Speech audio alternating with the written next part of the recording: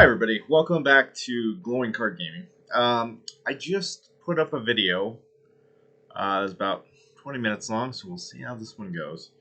I didn't record any sound in that video.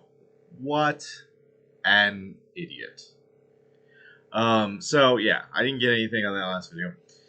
So, welcome everybody, ladies and gentlemen, children of all ages, to Rockies after 13 games, and I want to talk about why I don't hold a lot of hope for Season 2 under the Broncos' new ownership. Let's just go right into the Rockies' first 13 games. Now, I'd like to, before I really get a team, really look at a team as they're moving through the season, I want them to get at least 20 games. Now, if that were the NFL, I'd probably want four games. And if it were the NHL, I'd probably want about 10 to 12 games. And that really gives you a good mark of how I think those teams are going to do during the season. Now, why 20? Well, I guess it could be 40 if you translated an MLB season over to like the NFL. They have, or they used to have 16 weeks. I know it's 17 now, and I think they're getting ready to make it 18. I'm not sure how that's all going to work out.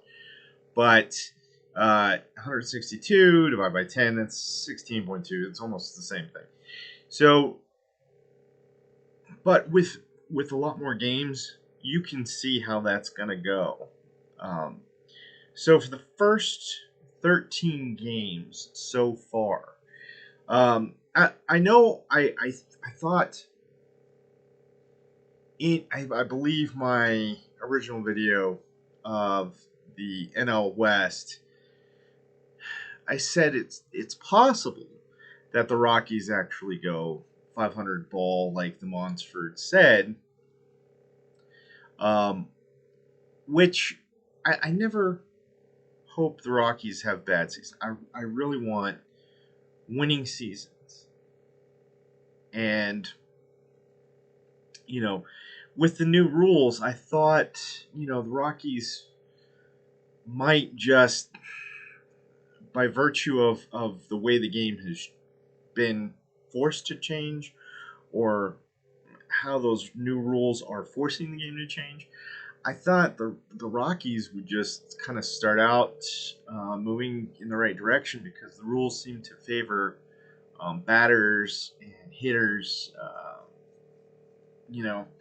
because they can't do the shift anymore. There's a lot more gaps you can hit into. Bases are a little, they're slightly bigger, but all those close plays, now more likely somebody's going to be found safe trying to stretch a single into a double, things like that. So I thought those rules would favor the Rockies. And, I'm still disappointed in the Monsters.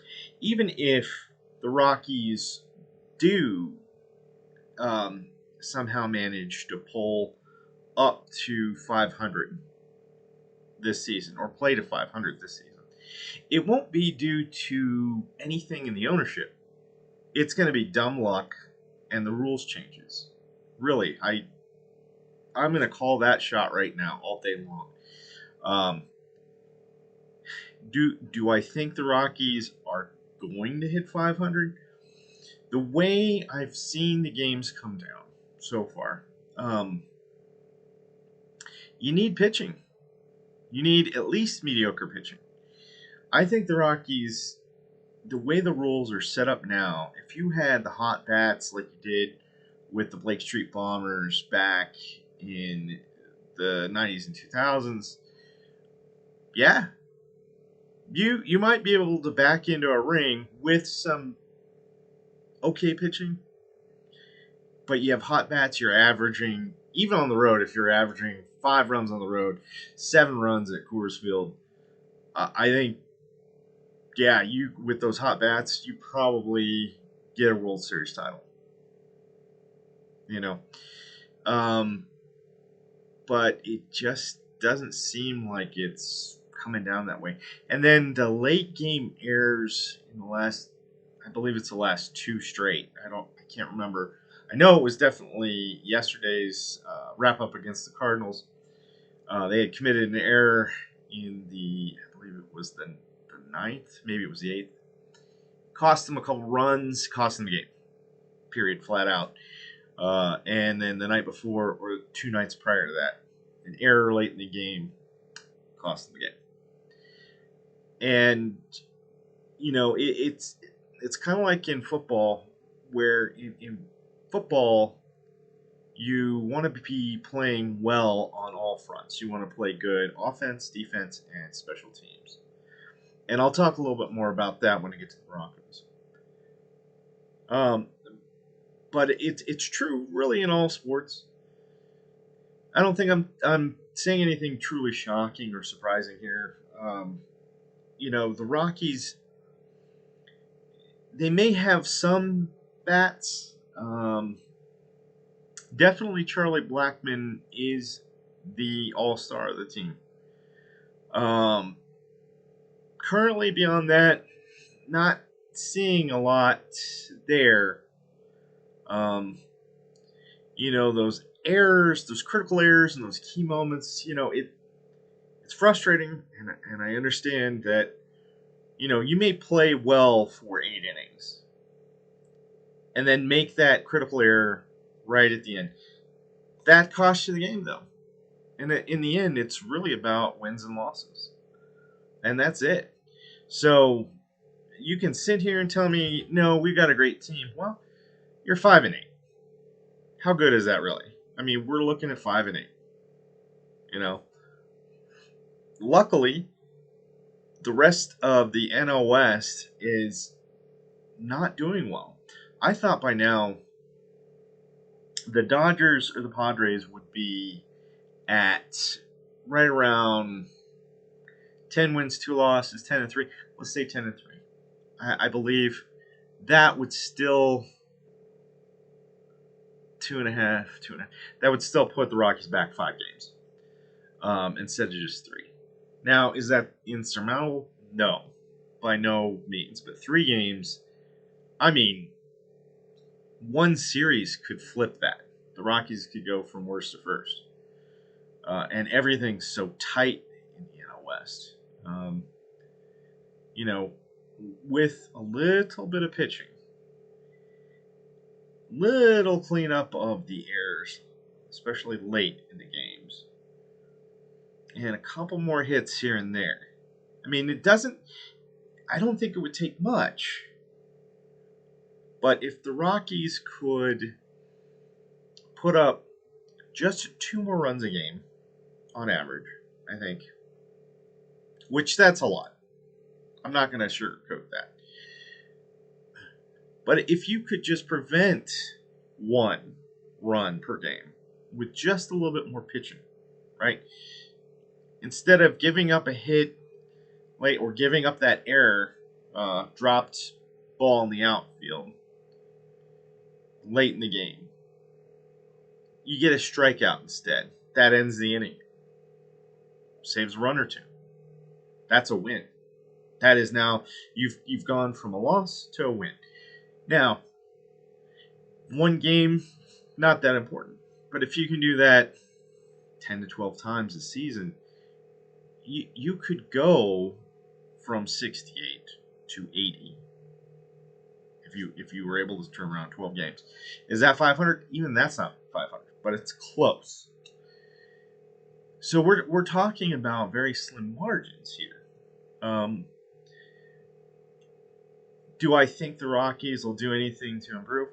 No, because we know the ownership, and we know.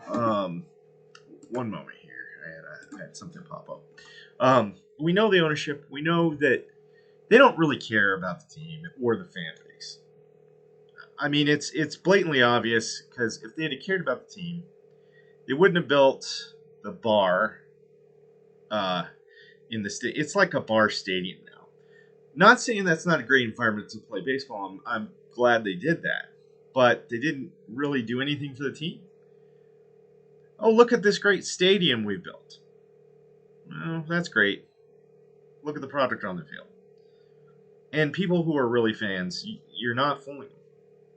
You know, and I hate to say this because growing up, I always wanted a baseball team in Colorado. Um, but if this is how you want to, and for 30 years we've seen this. This isn't just, oh, we've seen this for 5 or 10 years. They're going through a slump, a rebuild, whatever. No, they're not. I've seen them trade off players year in and year out that are maybe even Hall of Famers a lot of times. We seem to be a farm team for the Yankees. And what we get in return usually is just straight up cash. It's nothing. We don't get a player to be named later. We don't get a draft pick. Sometimes we get that stuff, but a lot of times it's just cash, and it's just not good to run a team that way. Not if you want to win. And this is what I was gonna say. That I hate to say it, but if you don't like what I'm saying and you think that's indicative of the fans, you might be right. And if you want to say, well, I'll go somewhere else, we'll take the team and we'll move somewhere else. Well, I think it's about that time. See you later. I hate to be that way, really, because I do. I remember growing up. I played baseball when I was really young, and I always wanted to have a major league team in Colorado, or maybe even in our time zone, which I think Kansas City. Yeah, Kansas City's the next closest, or it used to be, until the D-backs came into existence. But they have a ring. I mentioned that in a previous video. The Marlins, they came in. They have 2 rings. Same year they came in. Everybody plays on the same field, right? You either have pitching and hitting, or you don't. That's it. Everybody plays in the thin air of Colorado. Their pitchers struggle just as much as ours do. Their batters hit just as well as ours do, here and away. And we've done better on the road, which is weird, because you think even at home you could get that pitching together enough to be better than the opposing pitchers. That's all that you really need to do. You don't need to have overpowering pitching at Coors Field, but you just need to be better than the opposing pitchers more often than not. Those bats should take care of you, and especially with those rule changes. But I'm going to go back and I'm going to say, my original prediction, I don't remember how many games I said. 68, I think. That's pretty accurate. I don't think the Rockies will win more than 68 games this season, unfortunately. They don't make the playoffs for the 30th or 31st year. They don't win the division again this year. With the amount of talent and the amount of talent they have, my guess is they will trade Blackman, if they are able to do so, for maybe cash and an 8th round pick or something. They're not going to get much. Nothing tangible or viable for actually making the team a winning team. But they'll make themselves richer. And really, to them, that's all that matters. They don't care about my voice. They don't care about what I'm saying now. They just don't. They care about that cash, and they care about that dollar bill. And it's pretty evident over the last 30 years. It's been in Rockies fans' faces. Plain and simple. So, yeah, I could definitely do the challenge. I think I said if I had 100 subscribers by the end of let's go ahead. If I didn't say May, let's make it May, because I haven't had a single new subscriber. I don't think I'll hit that number. So I don't even have a problem saying I'll donate $500 to a charity, because we're not going to hit it. I'm not going to get 500 subscribers. I guarantee it. I just don't believe I will. So if I hit, 100 subscribers, I'll donate $500 to charity. Plain and simple. That's it. And I will buy the show 2023, and I will just hands off manage the Rockies, because I think if you take the controller in your hand, you can dominate that game, and you can actually make it winnable for teams like the Rockies. You could win a World Series by controlling your guys. And I think that's what the game's kind of meant to do, give you kind of that fantasy of actually being able to win something. So I would be willing to bet I could manage the team better than the Montforts and the ownership. They've done. If I were giving letter grades, over the last 30 years, they have had a World Series appearance and several playoff appearances. They have never, ever won the division. So, because of the World Series appearance, I don't think I could give them an F. But for everything else, not much good has come from the team. And it's crazy, because I'm a fan. I like the Rockies. I want them to win. And that's kind of what's coming across, is I'm really angry about how they've been run and the product on the field. So I can tell you that I don't particularly care for the way that it's all gone down, but there it is. So if I get to that 100 subscribers, not only will I donate, I will broadcast MLB The Show 2023, and just my management. And I'll make all the moves that I think the team should be making under the salary cap, do all that stuff. And I would be willing to bet I could manage them better than the Montforts could. And it's got to be somewhat noticeable. I can't win, like if they go 68 wins this season, I can't go 69 wins or 70 wins. That won't quite be enough. But if I go 74 wins, something of that nature, yeah, noteworthy improvement. Because the Montfort have said, the Rockies might play 500 ball this year. What an achievement for the team. Man, they can play 500 ball. Outstanding. Amazing. That's your goal? That's your goal?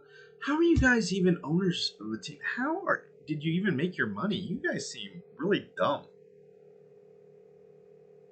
I mean, I don't know how people make millions of dollars. I honestly, I don't understand.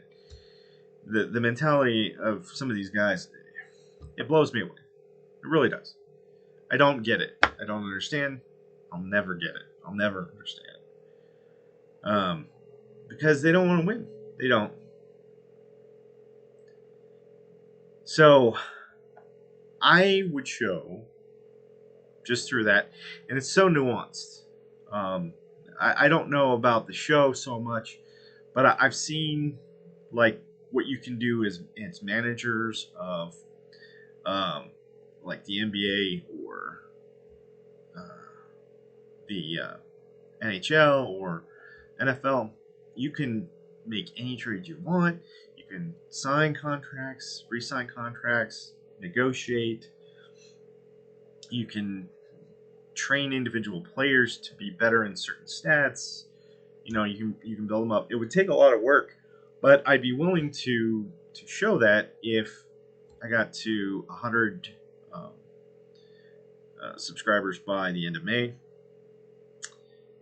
I don't think it'd be that difficult to go in by uh, MLB The Show 2023 and outperform the Rockies, just managing it through the console there.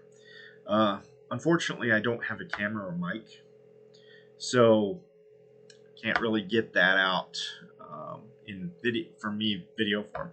That'll be through the PS5, but it will go onto YouTube just like these other videos do.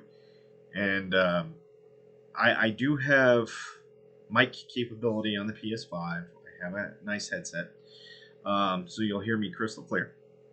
Unlike my last video, which was dead silent. So there's that. I've gotten most of what I said in the first video in this video, so fortunately, not much being missed there. So let's. Oh, one other thing I didn't mention that I mentioned in the first video. I wanted to talk about one other team, the Tampa Bay Rays, who are an outstanding 13-0 this season. They are undefeated. It's a franchise record, or they tied the franchise record for most consecutive wins in a season with 13. We'll find out how long the streak can go, but I think they could win 120 games easily. Now, again, it's a long season. Anything can happen. I get that. So, it is the congratulations to those guys. I don't know why they aren't still the Devil Rays. I never got why they were moved. I just thought that was it flowed better, sounded better. Anyway, teams should start figuring out what they're doing right under the new rules. Somehow they figured it out. They are the ones using the new rules to their advantage, and they are dominating baseball right now. So we'll see how far that can continue into the future. Now I want to take a step back and actually talk about football for a little while. I want to move into the Denver Broncos and their lack of anything going on. I'm really nervous about the new season coming up. And in the last season, I understand. I did talk with a friend of mine, and I thought, with Russell Wilson coming in, we might go 9 and 9 and 8, 9 and 8, the 17-game season. I had to figure that out. I thought we would win 9 games. We won 4, but it's not that shocking if you think about it. We had a new head coach. We had a new quarterback. We have new owners. Top to bottom, this is a new team. They could name them something else because I don't know if they're the Broncos anymore, which is kind of too bad.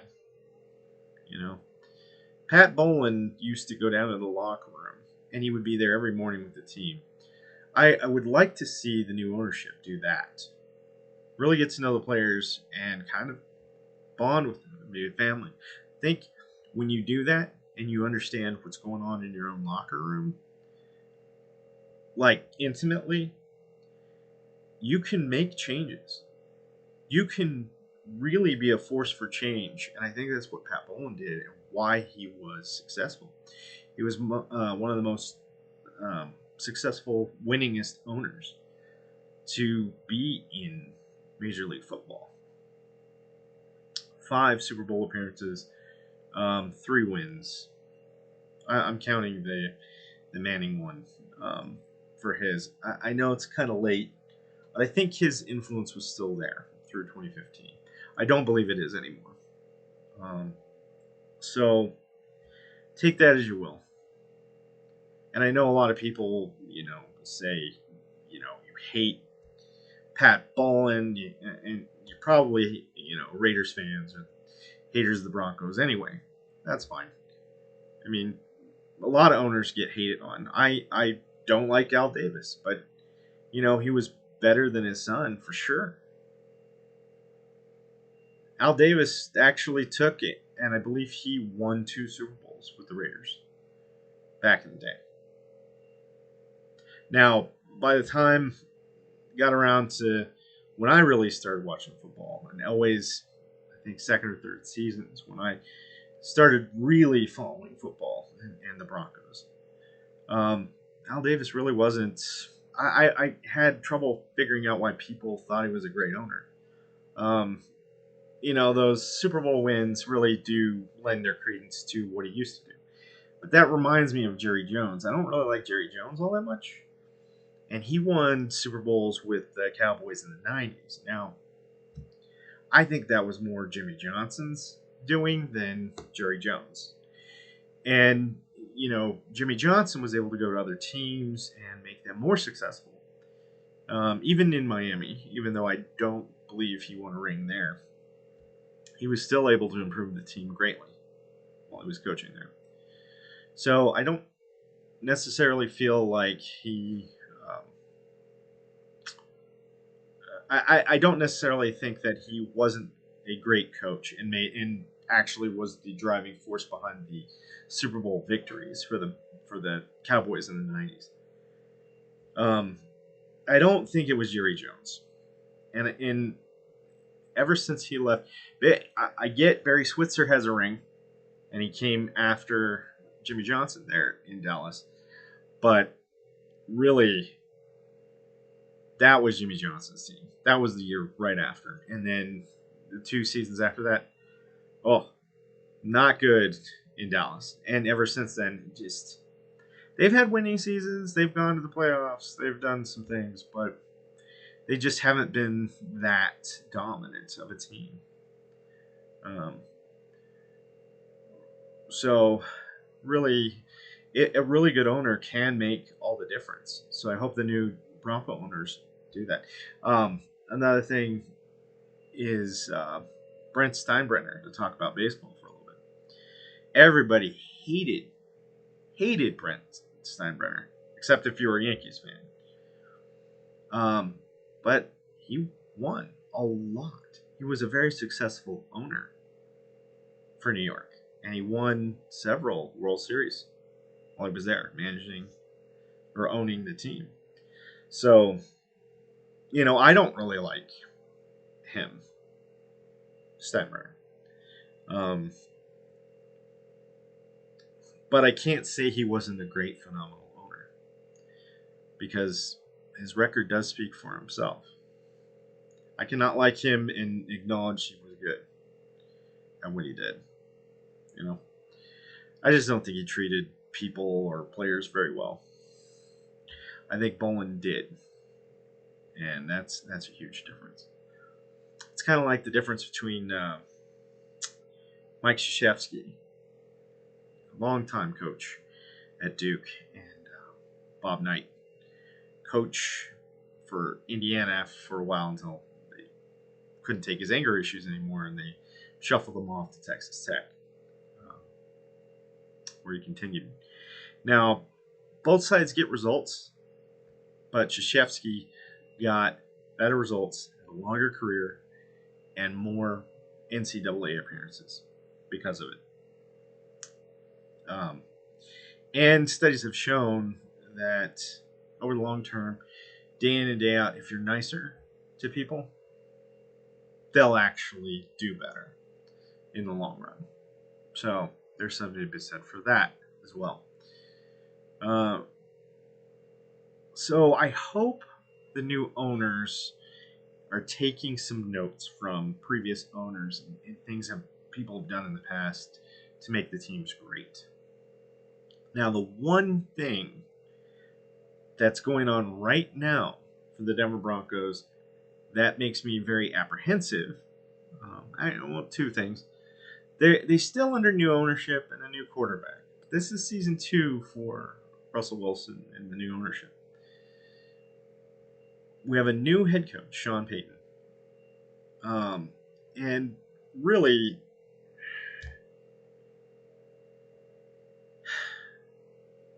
I just wish we'd gotten the guy from Michigan, Harbaugh, Jim Harbaugh. I think Jim Harbaugh got a raw deal at the Niners because back then you were coach of the team for 5 years and then you were out of there. No matter how well you did, you could have won 5 Super Bowls straight, and then you'd be out there. I never understood that mentality. I think the Niners could have done better had they kept some of the coaches around longer, won more rings. But hey, what do I know? You know, I would have liked Jim Harbaugh here better, but we got Sean Payton. He is a Super Bowl winning coach, so there's that going for him. I'm a little apprehensive about him and his past and the way he's run his locker rooms and his teams. So we'll see how he does here in Denver.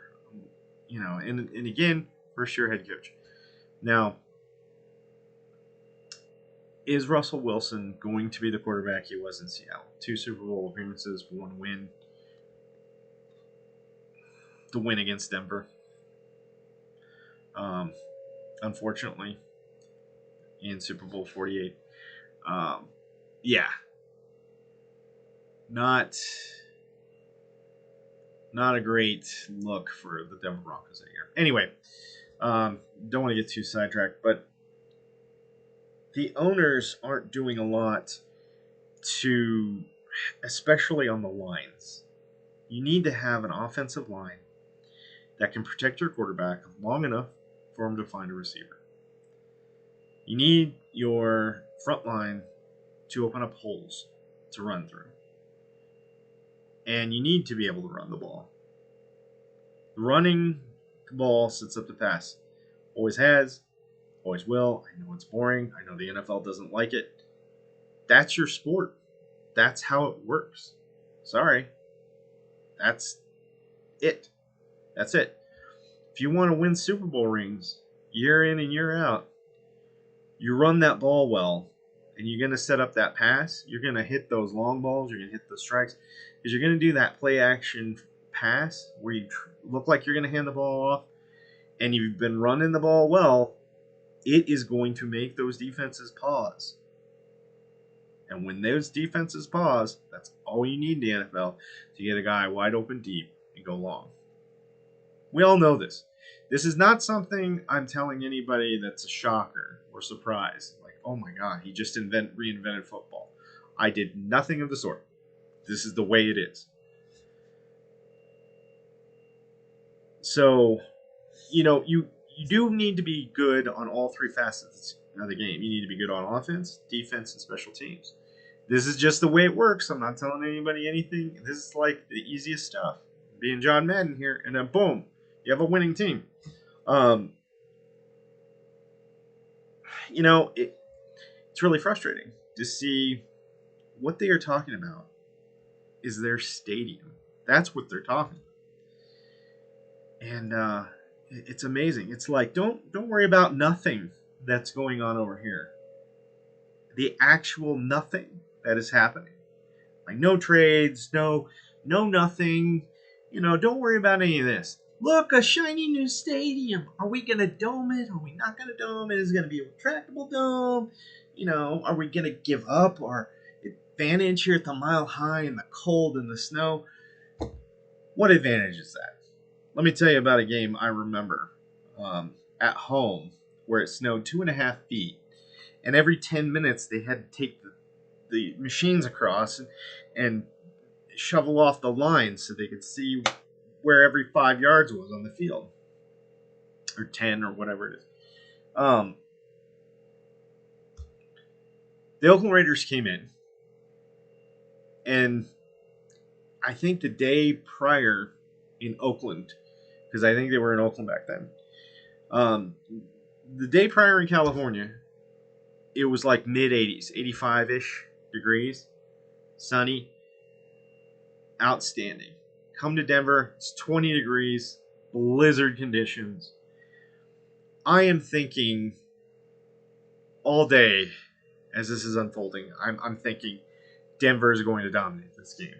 They're going to win the whole thing, and it's going to come out great for Denver. They start playing the game. It was like the Denver Broncos thought all they needed to do was show up. So all they did was show up. And I want to say we got 17 points. Maybe we only got 13. But the Raiders hung 40 plus on us that day. What advantage is the snow and cold really? How about just having some comfortable conditions to play in all the time? How about maybe having a Super Bowl here in Denver in a dome stadium? It could be a nice day even in February. We've had 70-degree days, not this last year, but the year before. I was out walking around my neighborhood late January, 72 degrees outside. Beautiful. So it can happen. But having that dome, I mean, even if it's blizzarding and we have 3 feet of snow on the ground, you're going to be playing that game in beautiful 72-degree weather inside a dome. So, I mean, really, I don't care. I don't care if you dome it or not dome it. What I care about is the product on the field. Are you winning games or are you not? This ownership, it seems like Condoleezza Rice. This is a governmental thing. Pay no attention to what's going on over here. What we're doing in Ukraine or the war, blah, blah, blah. Oh, look, Trump's arrested. Awesome. Look, a new stadium. Don't pay attention to this. Pay attention to this. It's the way it's always worked. Everybody knows that's the way it works. Tough to see the Denver Broncos pulling this on the fans. Really,